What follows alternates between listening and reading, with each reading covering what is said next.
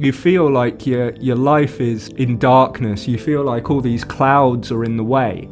Oh, you've got to get rid of the clouds to see the sun. We're always trying to struggle and reach for whatever. We think that there's somewhere to get to. But the sun's there anyway. You couldn't see the clouds if the sun wasn't there. We've been focusing on the ups and downs so much that we've lost sight of the equilibrium that's always there. It's like, yeah, it's great if we can get rid of the clouds, but actually you don't need to. The sun, the self, pure awareness, it's always there. We don't have to search, we don't have to find, we don't even really have to look past. It just is. It's the only reason any of the rest is there. It's the only reason that we can conceive, that we can think. It's the only reason that we think we have to do anything to get to it. I was searching for something so far, so difficult, this concept I couldn't even really get my head around. It was after I read Nisargadatta. I can't remember which one of the conversations, I can't even remember what the proper quote is, but he says something like, if you just sit quietly, the teaching teaches itself. It does all the work on its own. And that's when I kind of stopped doing more fixed self-inquiry. You get to a point where effort becomes the biggest hindrance, becomes the biggest hurdle. You get to a point where effort's not needed and in fact gets in the way. You just have to relax into the beingness. And the truth of those words was blindingly obvious. Oh, it's just this. Okay. That bizarre and possibly seemingly paradoxical idea that it's there but almost obscuring itself. Once the reality is accepted, the paradox dissolves. You're listening to the Nonduality podcast.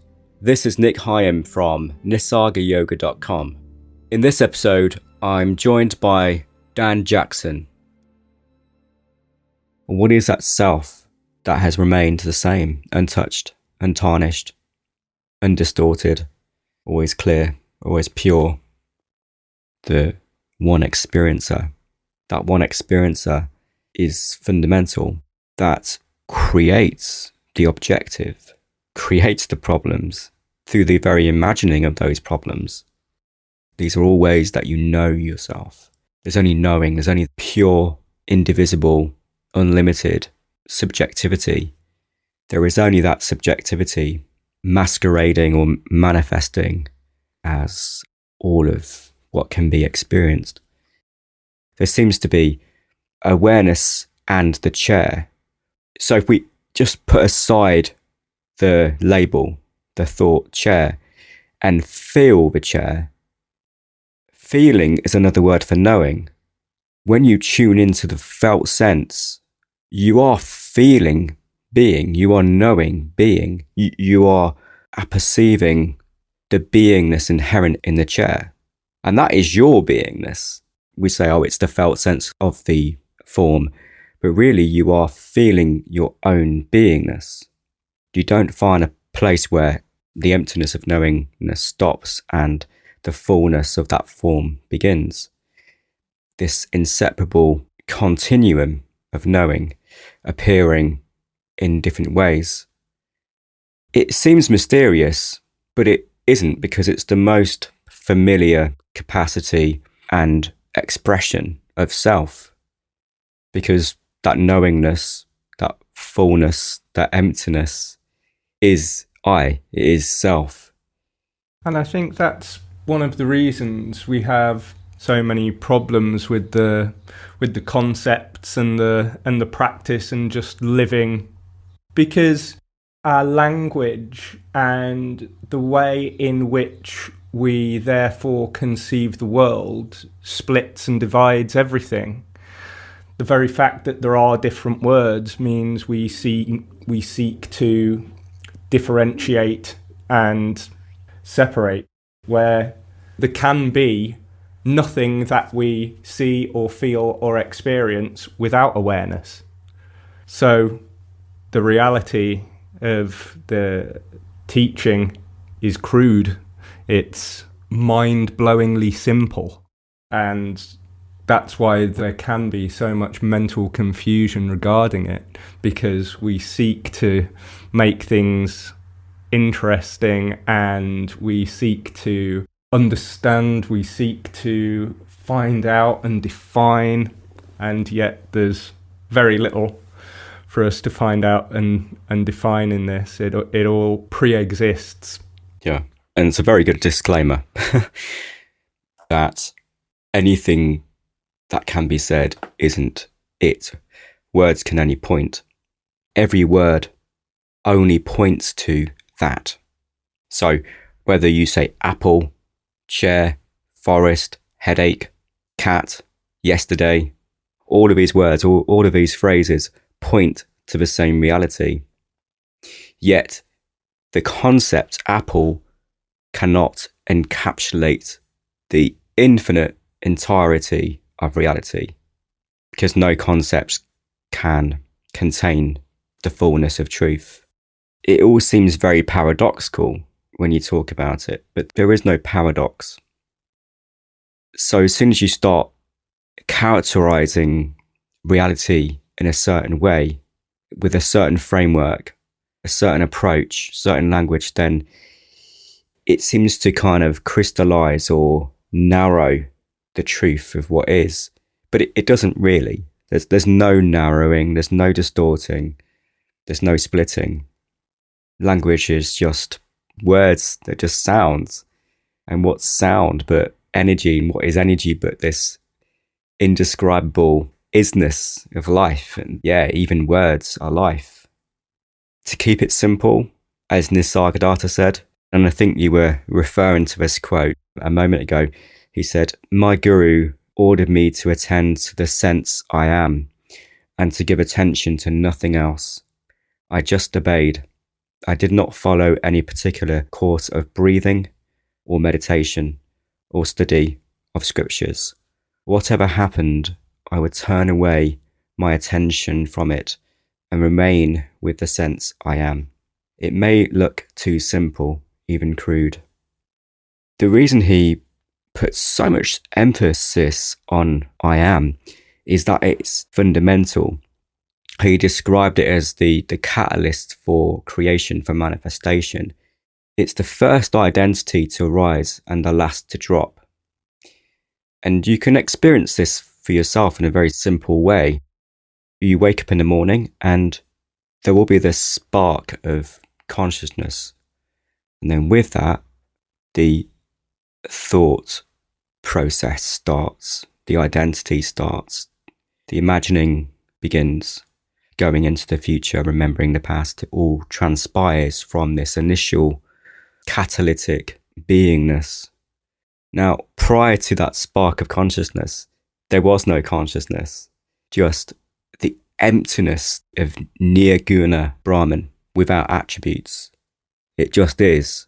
If anything, it's only to recognize it. And this is why Nic Higham says, just attend to the sense I am, because if you're going to find the answer to who am I, it's going to be in that. But don't remain on any level, not even the I am, he says. Don't even stay with the I am, because that is still subtly conceptual. So he says, go into the I am and then go beyond. As soon as the I amness starts, the three gunas seems to flavor reality and the sense of self. So the three gunas being tamas, rajas, and sattva. And I say those in that particular order because we can use the metaphor of a seed. This tamasic state of locked in potential, cocooned in a state of dormancy. And then given the right conditions, it starts to sprout and germinate, and eventually there's a stem and leaves. That movement, that germination process is rajas. It's this seeking movement, reaching towards the light, and the blossoming of the flower is sattva, being. A lot of spiritual systems and practices focus on cultivating sattva, but really there's no need to cultivate sattva, because sattva is beingness. there's only one substance. Of course, it's not a substance. There's only one essence. You can't depart from it. The ups and downs are not experienceable without you, consciousness. Meister Eckhart said in some of his sermons, the practice is to meet God. And he said, you have to, in that desolate void of meditation, you have to go beyond God, which is the same idea as going beyond that I am. When you mentioned the three gunas and the flower, that's a really good visual, and I've often seen the three gunas as being a good sort of pointer for someone on a spiritual path. You start in tamas, you have your dissatisfaction with the world, you've got that negativity, that weight of the world's on your shoulders, and you hear or you read or you see or you're introduced to this thing, and it sparks something, and that sparks the rajas, and then the rajas really takes control, because that's when you get into that sort of super enthusiastic spiritual practice. I'm sure you and everybody else has been through that. I certainly did, doing hours and hours and hours of spiritual practices every day, and that takes you through. And then it's once almost the tamas and the rajas have dropped away a little, their force, their hold on you isn't quite there anymore, and you start getting glimpses, it seems to be anyway, of sattva, of stillness, of purity, of peace, of whatever you want to call it. And when people talk about cultivating sattva, it's just another way of saying dropping desires and fears. Tamas and rajas are our desires and fears. And we know that they are the things that are binding us and attaching us to this world, to state of mind, to whatever, And so, the cultivation of sattva is merely the natural process of the dropping away of the tamas and rajas.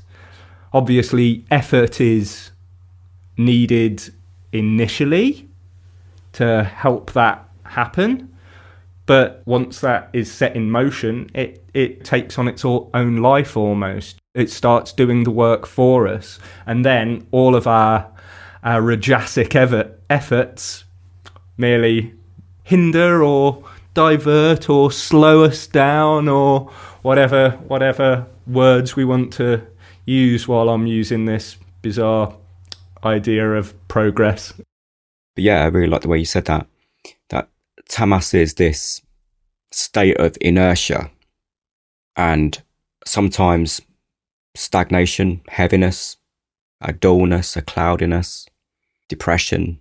You could say existing but not living. And then maybe at some point something catches your interest. With spirituality, some practice or some system or some notion, and that starts to break open that shell of tamas. And then, as you said, this kind of seeking journey begins. And with rajas, you find motivation to return to a practice, to keep reading, to keep thinking and contemplating about whatever it is that's taken your interest. And rajas, like tamas, has its place. It's this kind of enthusing, motivating factor. You're reaching for something. You it's not here, but you're just trying to reach out for it.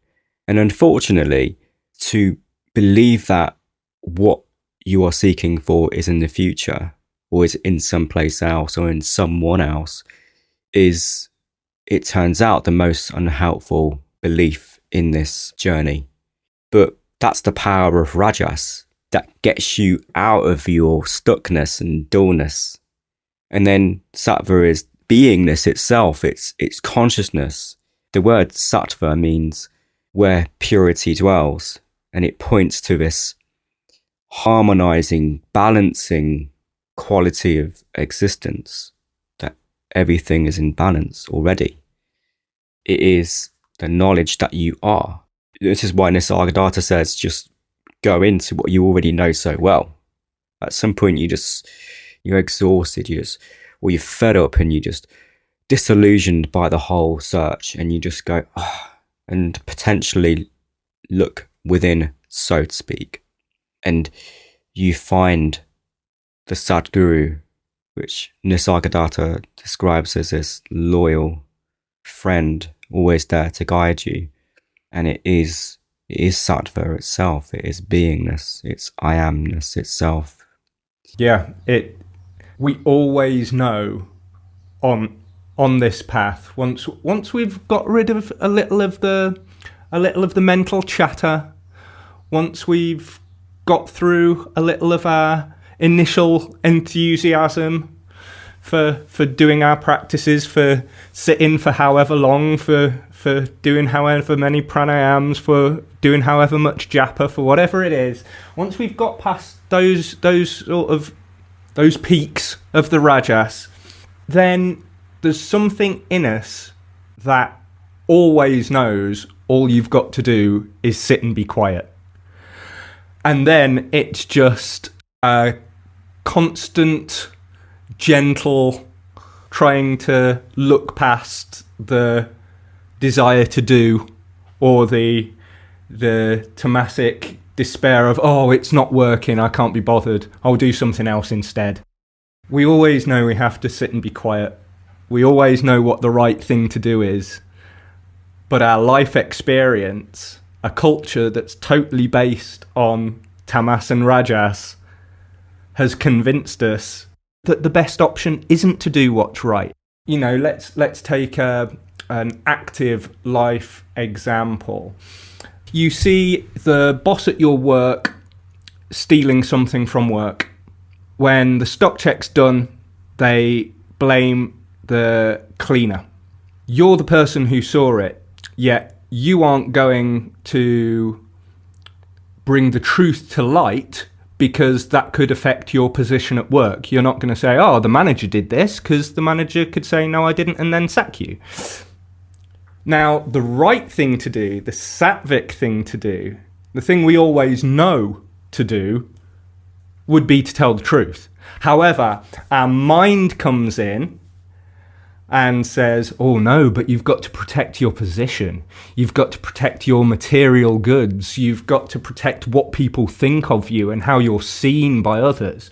And so that takes over. And that's the same in spiritual practice. It's the same in anything in life. We always know what the right thing to do is, but our self-interest in this body, in our ego, makes us go, well, no, because if I do 10,000 repetitions of japa, then I've done 10,000 repetitions of japa, and that means something towards spiritual progress. If I can sit silently for 2 hours, then that means I'm loads better than I was a year ago when I could only do it for 30 minutes.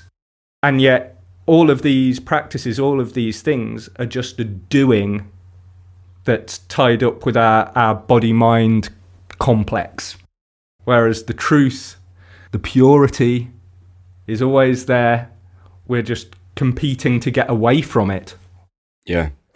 Well, it seems consciousness, sattva, is so entrenched in a narrative of desire and fear, of grasping and aversion, of tamas and rajas.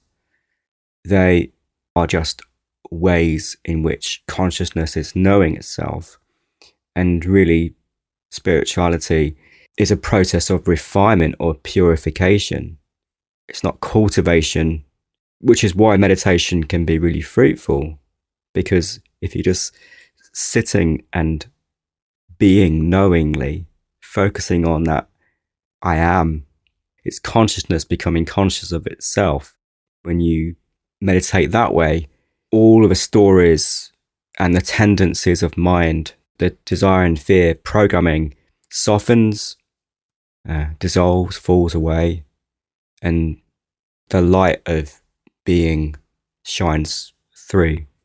So it was always there. The Sadhguru was there waiting, just giving you little nudges. We've been brainwashed by life. I'm trying to deprogram from that, and I think that's what spiritual practice of any sort is. I call all of this yoga. You're trying to deprogram or reprogram, perhaps, is a better way, because all it is a shift of focus at the end of the day.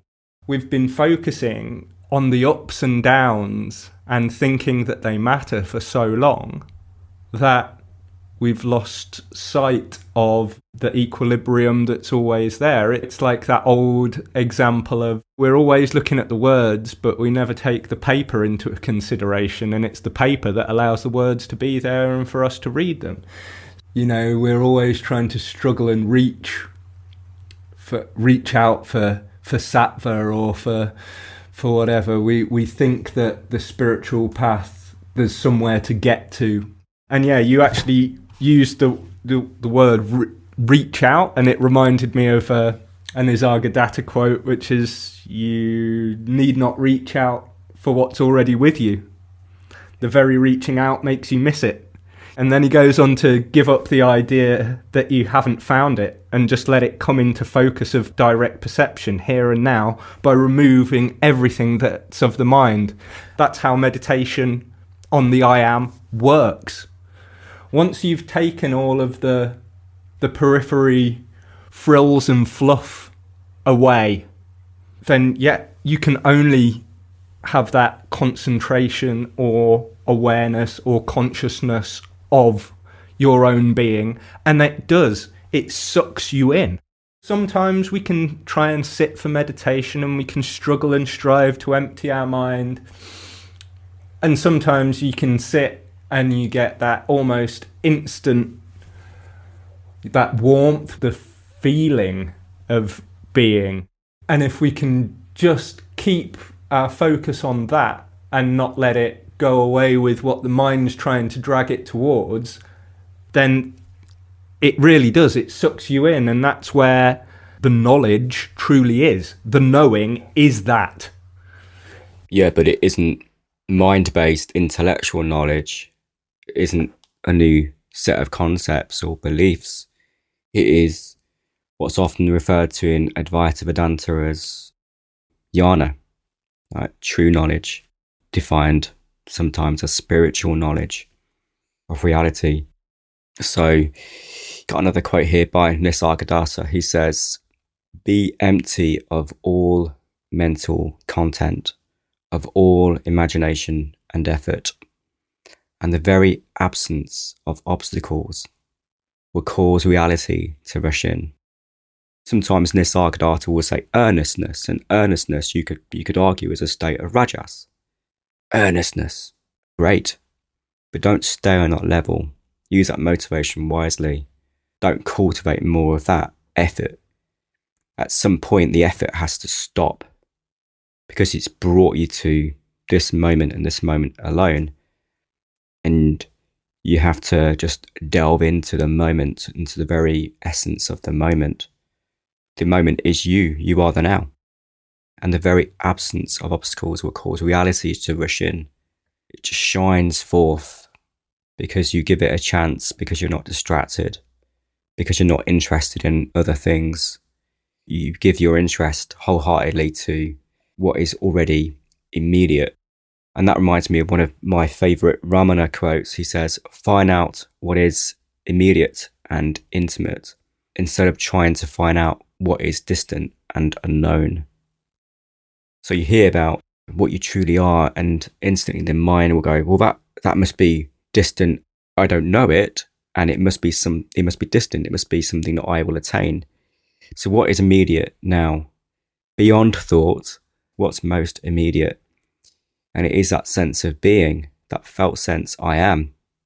Oh, it's that old and oft quoted by every spiritual teacher I've ever come across, really, or almost. It's It's further than the furthest, but nearest than the nearest. And I think it's speaking to two, I was going to say levels of aspirant, but that's misleading. It's speaking to two states of mind, almost, two outlooks on reality. It's further than the furthest at the beginning, as you say, because it seems like it must be foreign. But it's the closest, it's the most natural thing. And you using one of your favourite Ramana quotes, I'll ping one back and do, in the initial stages of self-inquiry, which is what he's talking about, of course effort is needed. You have to try not to let the mental confusion come in. You have to try not to let thoughts come in.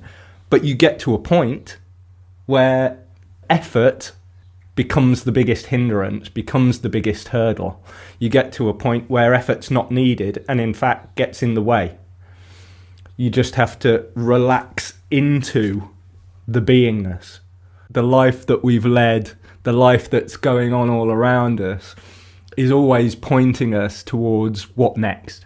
And then what's gonna, but it's that very what nextness that keeps us on the treadmill, that keeps us caught in the illusion, if you like.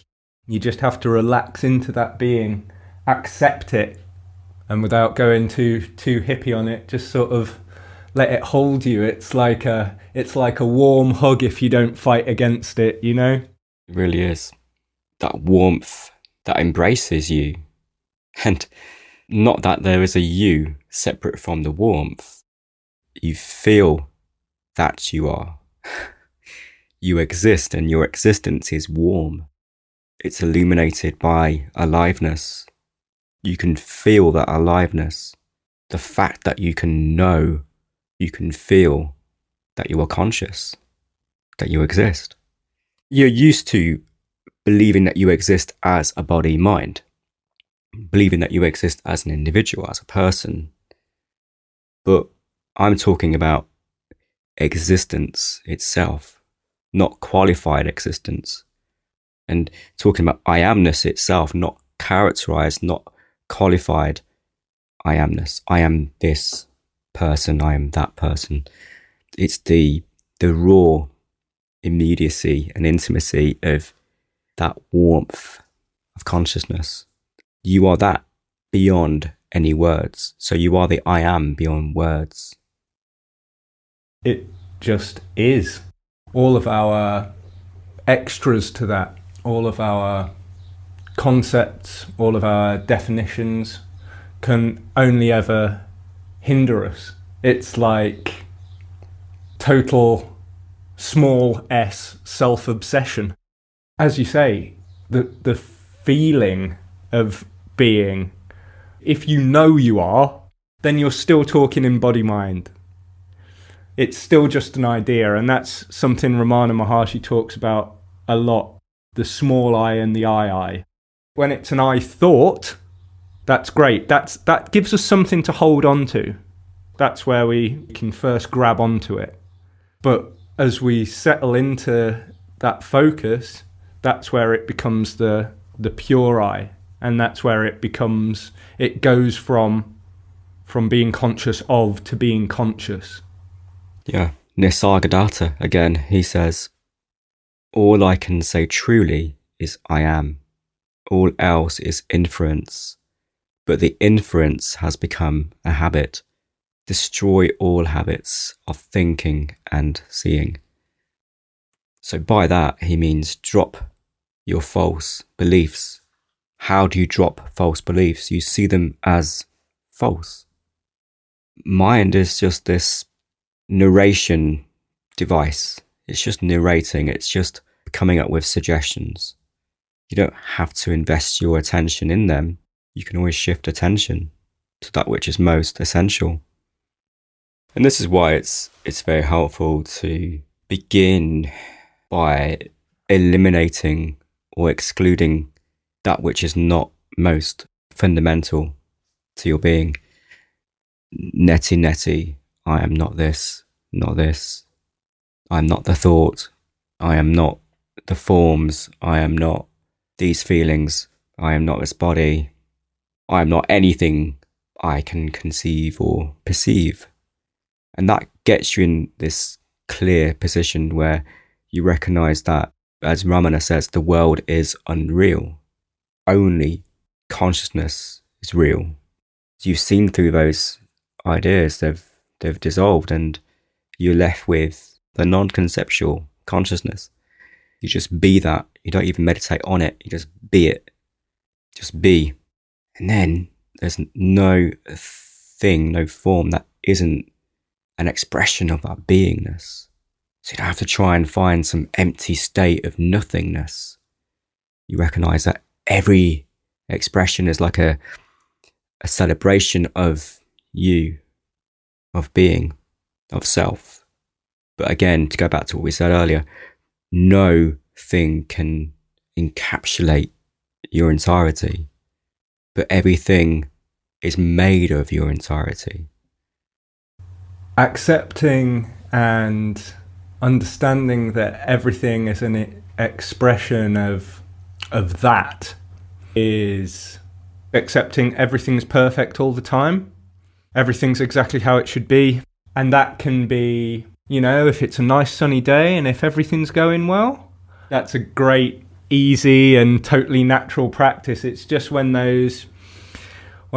anything that kind of upsets our day-to-day existence comes in, that can be more challenging. That's where you need your discernment, and you need the faith in both in the teaching and faith in that witnessing principle, that actually, although you might feel like, this is so much, you can always take that little step back. And has it actually affected me, the truth of the me? That no, it hasn't. It might have upset the equilibrium, as I said, of a day-to-day life for some time, but it makes no dent on the one who witnesses all the ups and downs. It's like if somebody's never come across any of these kinds of teachings, it's a one of the easy pointers. No matter what's happened in your life, you've always been there to see it. As the world itself is only an expression of our own perception and our own consciousness, that automatically solves all problems. If you can get that kind of understand those concepts, then all kind of day-to-day ups and downs are softened.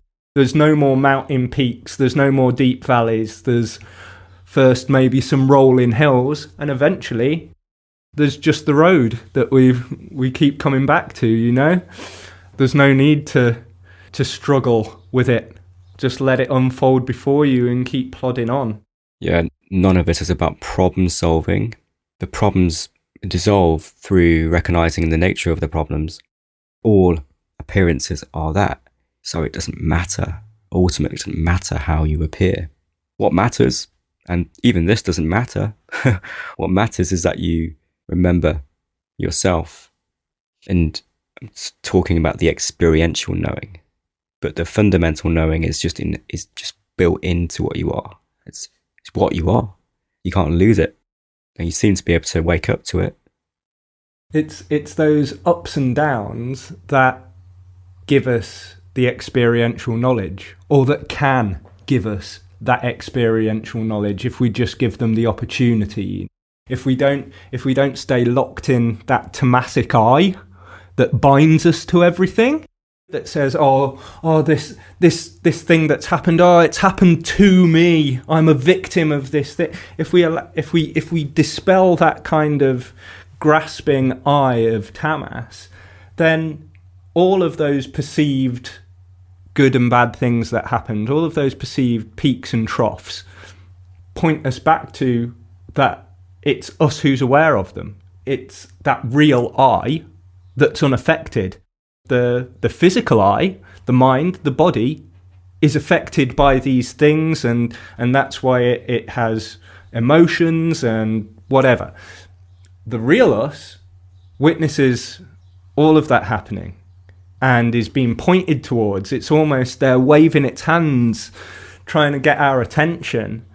But because we're so caught up in the body-mind, in the ego, in the idea of, oh, poor Dan, then we fail to keep our focus on what the truth is, which is that these things may happen, but they're temporal. They're bound by time and space. And us, the real I, our beingness, is not touched by temporal things. Again, our life experience shows us all this. All of us can look back at everything that's happened in our life, and we're still here talking about it now. So it's proof of a Vedantic truth that can feel so difficult to comprehend. Shiva being there, giving you the best opportunities to reach the self in your life. And yeah, that's exactly what those peaks and troughs are. We always have that chance to step away, and then it's just our isness is left, just our beingness is left. And that's the thing that when we're in despair, when we're sad, that's the thing we're trying to get to. When we're reaching and we're struggling and we're striving and we think it's to get a better house or a better car or more money, it's our self that we're trying to get back to. So yeah, if we can shift that focus from the physical and the temporal, again, we'll come to ourself. It's a natural, if you want to think of the idea of progress, it's a natural evolution. It's the only thing that can happen because it's the only thing that there is. Many peaks and valleys, one terrain. Many experiences, one experiencer. Many objects, one subject appearing as those objects. And like I said, there's that foundation that you are that remains the same. It's the you that is immediate and intimate. Isn't subject to time, isn't bound by time. The body has aged.